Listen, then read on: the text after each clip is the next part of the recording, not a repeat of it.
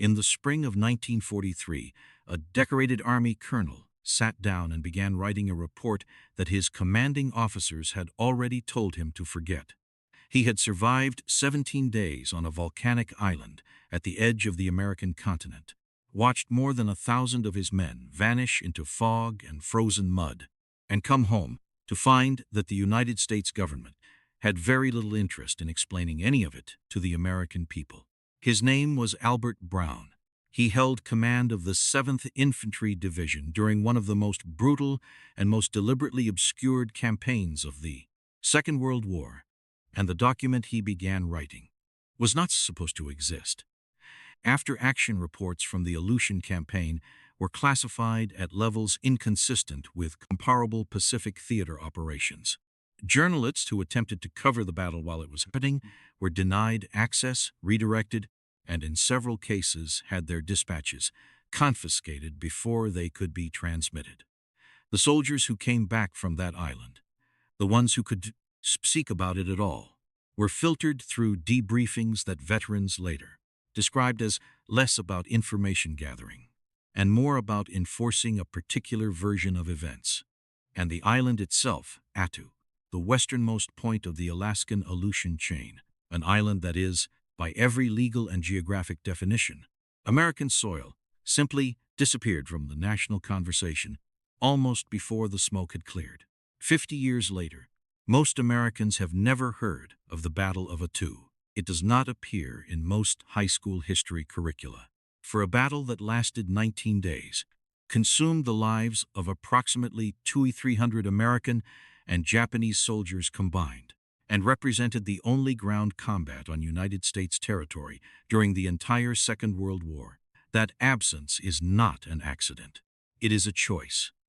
And understanding why that choice was made tells you something uncomfortable about how this country decides which of its wars deserve to be remembered. Albert Brown was not a man who invited doubt about his competence. He had graduated from West Point.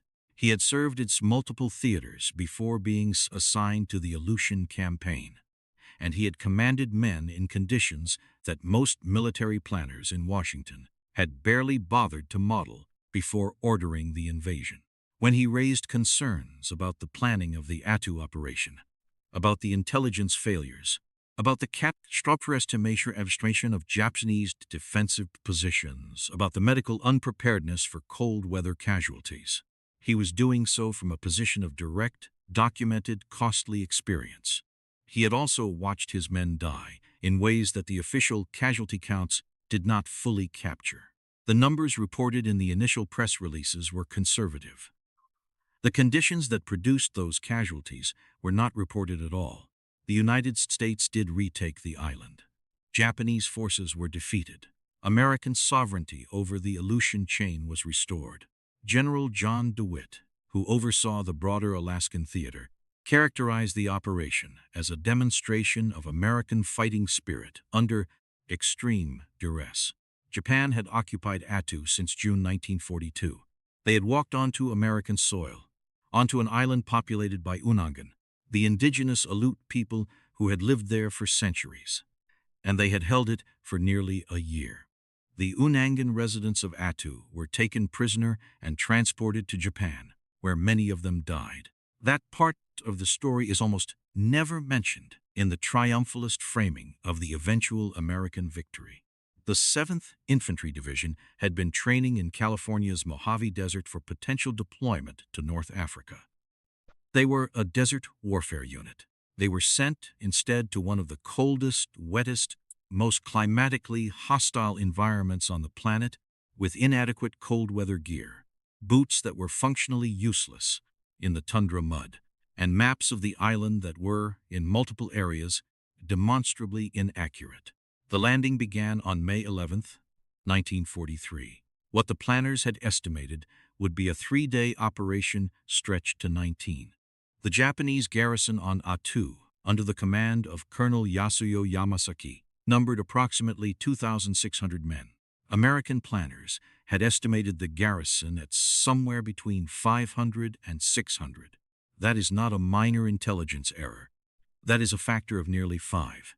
Men were landed on beaches and moved toward defensive positions whose existence had not been adequately mapped, in weather that grounded air support for days at a stretch, wearing equipment that failed them in the cold. The fog that permanently cloaks the Aleutians is not a minor inconvenience. It is a tactical environment in itself. Soldiers began dying from exposure before they died from enemy fire. The records of the Army Medical Corps document frostbite casualties at rates that were, by any reasonable military standard, a preventable catastrophe. Men lost feet. Men lost hands. The official casualty figures for the Battle of Attu list 549 Americans killed in action. But the non-battle casualties, the men who were medically evacuated for cold injury, exposure, and disease, numbered over 200. Brown documented this. He documented it in detail, with specific reference to the equipment failures, the intelligence shortfall, and the command decisions that had placed his men on that island without adequate preparation. And then he was relieved of command. On May 28, 1943, with the battle still ongoing, Albert Brown was removed from command of the 7th Infantry Division and replaced by Major General Eugene Landrum. The official explanation was operational disagreements. Brown's was moving too cautiously, according to his superiors. What the official record does not explain is why a commander with Brown's credentials, in the middle of a live combat operation, would be replaced rather than redirected, unless what he was actually being removed for was his documentation of failures that someone in the chain of command needed to not be documented. A commanding officer begins formally recording evidence of planning failures and equipment deficiencies that led to preventable casualties. Within days, he is relieved. On the night of May 29, 1943, Colonel Yamasaki led the surviving Japanese garrison, somewhere between 800 and 1,000 men, in a suicidal banzai charge directly into American lines. It is past midnight. The temperature is somewhere near freezing, and the wind off the Bering Sea has been cutting through the camp for 19 days. American soldiers are dug into positions around a valley called Chichagof Harbor. They are exhausted, they are partially frostbitten, and many of them have been awake for days. What comes out of the fog is not a disorganized retreat. It is a coordinated attack, moving faster than the Americans expect, breaking through the forward defensive lines before the alarm can be fully processed. They reach the medical station. They engage personnel who are not combat soldiers. For a period of time that different accounts estimate differently. Some say 2 hours. Some say closer to 4. The American rear area is in chaos. The Army medics and litter bearers at the aid station at Massacre Bay found themselves directly in the path of the charge. Some of them were killed. The official account acknowledges the breakthrough, but minimizes its duration and its scope. Veterans who survived that night described something considerably more terrifying than the official record reflects. Sergeant First Class Joseph Martinez, who was already well known among his unit for his actions in the preceding days of fighting, was killed during the final phases of the campaign. He was posthumously awarded the Medal of Honor, becoming one of the few men from the Battle of Attu to receive the nation's highest military honor. There are veterans of Attu whose discharge records, after-action testimonies, and medical histories remain either restricted or simply missing from the archives that should contain them. Researchers who have attempted to trace specific unit records from the Attu engagement have reported, consistently, that the paper trail becomes sparse or discontinuous at precisely the moments of maximum operational failure. This is not conspiracy theorizing. This is the testimony of professional archivists and military historians who have attempted to reconstruct the full record of what happened on that island, and found themselves working around absences that should not exist. After the Banzai charge, approximately 500 to 600 Japanese soldiers died in a single night. The battle was declared over on May 30th, 1943. The island was secured. What the press was given emphasized the victory.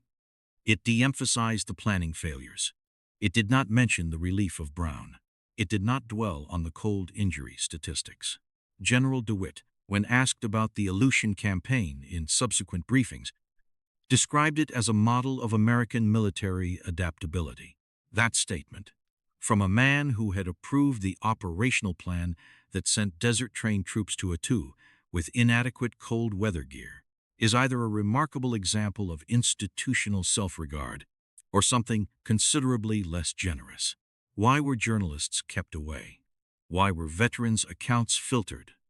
Why was the commanding officer removed during the battle itself, specifically at the moment when his documentation of failures was becoming formal? The subsequent invasion of Kiska in August 1943 was an operation in which 35,000 American and Canadian troops were sent to storm an island that the Japanese had already secretly evacuated, and in which the ensuing friendly fire incidents were handled, archivally, with the same peculiar discretion that characterized the Attu documentation. The Aleutian Theater as a whole is the least studied major American campaign of the Second World War. That is not because it was peripheral. Its near disappearance from historical memory is not explained by its geographic isolation alone. It is explained, at least in part, by the fact that honest accounting would require honest accounting of decisions made at high levels that cost American lives unnecessarily. The soldiers who fought on Attu were American citizens serving on American soil. The Unangan people who were taken prisoner and transported to Japan were American civilians. And when the United States finally came to take it back, it did so with a plan built on bad intelligence, equipped its men with gear unsuited to the environment, removed the commanding officer who was formally documenting the failures, and then managed the public account of what happened with a level of care that does not reflect the candor that those men's sacrifice deserved. Historians like Brian Garfield, who wrote extensively about the Aleutian campaign in works including The 1,000-Mile War, have argued that the operation deserves to be understood as one of the formative and most troubling campaigns of the American Pacific War. The Alaska Veterans Memorial on Attu has stood as a physical acknowledgement of what happened there. A small number of veterans' memoirs have captured, in personal terms, the texture of those 19 days. But the institutional conversation, the kind of national reckoning that occurred with other campaigns, other failures, has not happened for Attu. The men who died there, the 549 killed in action, the 1,200 evacuated with cold injuries, the families who received folded flags from an island, most Americans still cannot locate on a map, have not received the national conversations that their sacrifice demands. When military organizations learn that they can manage the narrative around catastrophic planning failures, that they can relieve the commanders who document those failures, filter the veterans who survived them, restrict the records, they learn something about what is possible. They learn that the cost of honest institutional accountability can be avoided. The bodies of some of the Japanese soldiers who died in the Banzai Charge on the night of May 29, 1943, were never recovered. They remain there, on that American island, in that frozen ground. The American men who died there are commemorated formally, as they should be. But the full story of why so many of them died has never been told at the national level in the way that the men who endured it deserve. Albert Brown, after his relief from command, continued his military service. He was not disgraced in the formal sense. He was not court-martialed, not publicly reprimanded. He was simply moved, redirected. His documentation of what had gone wrong on Attu went into the institutional record. And the institutional record did what it has a long history of doing with documentation that is inconvenient.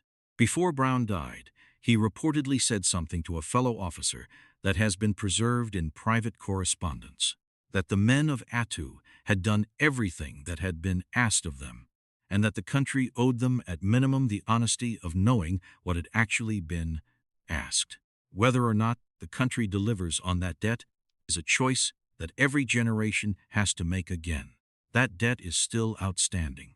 The subsequent operation at Kiska, the story of 35,000 troops landing on a ghost island, and what happened in the fog when American units encountered each other, is one we will get to.